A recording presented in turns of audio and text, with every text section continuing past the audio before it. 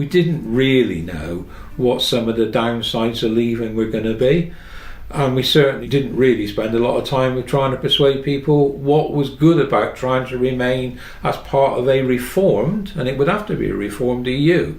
Look at something the EU could not just give to the UK, but recognise it's an issue across the whole of the European Union now. Look at ways in which you're devolving responsibility back to the nation states, because that is where the EU is in some difficulties. It's not just the United Kingdom kicking off, it's Hungary, it's Italy, it's Germany and France. Maybe people have to rethink, well, how is the European Union going to go forward? And my view is, as always, it has to recognise that tension between the nation state and collaboration at a pan 28 country level.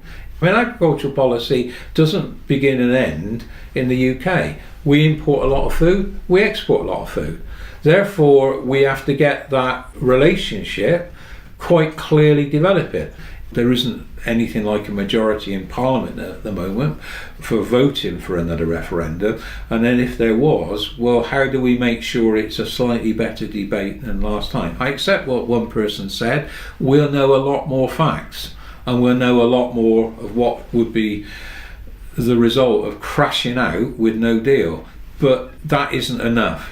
I don't think it's that helpful for the government to be part of the debate formally, and that was the difficulty last time. Some of the antics that the Leave camp got up to was in straight reaction to the government obviously pumping money into the Remain side. Whether you can ever neutralise the government is an interesting point, but we do that during a general election campaign, because the party in power is limited in what it can do with relation to the civil service. So we might have to think a bit about that.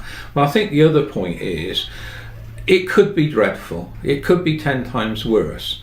But in a funny sort of way, it was so bad last time that people might start to behave themselves.